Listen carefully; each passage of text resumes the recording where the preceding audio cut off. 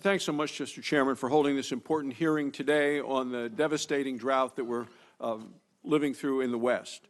First, I want to welcome Pat O'Toole of Savory, Wyoming, to be at the committee today as a member of our panel. Mr. O'Toole, thanks so much for agreeing to testify today. You've been here in the past to testify. You always provide valuable insight, and I'm glad you're here to provide that insight today on this important topic.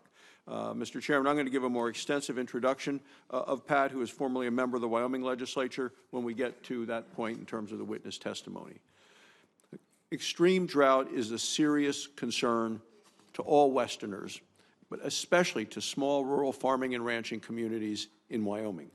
Drought can create conditions for catastrophic wildfires that threaten homes and communities.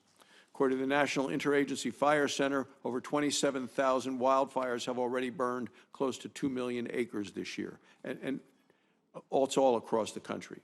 Drought also reduces recreational and tourism opportunities, reduces related jobs around reservoirs and public lands, and of now, according to the National Oceanic and Atmospheric Administration, 36 national parks, over 400 ski resorts, and over 1,500 reservoirs are experiencing moderate to exceptional drought. Drought impacts energy production and availability. Low water levels threaten the operator of hydro dams, which provide a significant amount of carbon-free electricity to Western communities, and you mentioned that in your opening statement, Mr. Chairman.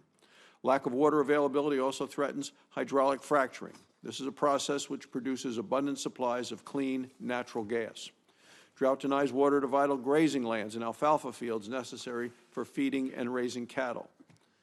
This can result in significant economic impacts for communities that depend on agriculture and ranching to create jobs. When the farms and ranches stop producing because of a lack of water, it doesn't just put farmers and ranchers out of work, it increases the cost of food. This hits families in the West and across the country who can afford it the least. American families are dealing with skyrocketing inflation and record-breaking gas prices at the pump, the highest in history today. Can't afford a grocery drought tax on top of all of that, which is going to clearly bust family household budgets even further. The problems and impacts of drought are clear.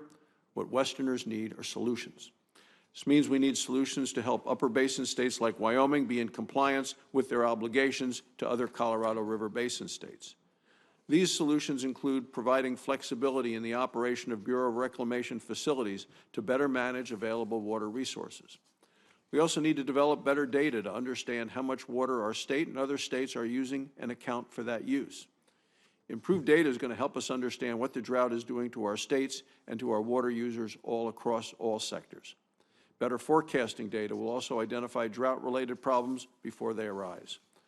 We also need to invest in additional water storage opportunities to more effectively use the water that we do have. Building more water storage will give Wyoming and other states the water they need. It will provide system resiliency and will help maintain stream flows to benefit fish and wildlife. The stakes could not be higher, Mr. Chairman. We need short and long-term solutions that provide Westerners the water they need. Any policies that do not ensure the health, safety, and economic well-being of American families first are not policies worth pursuing.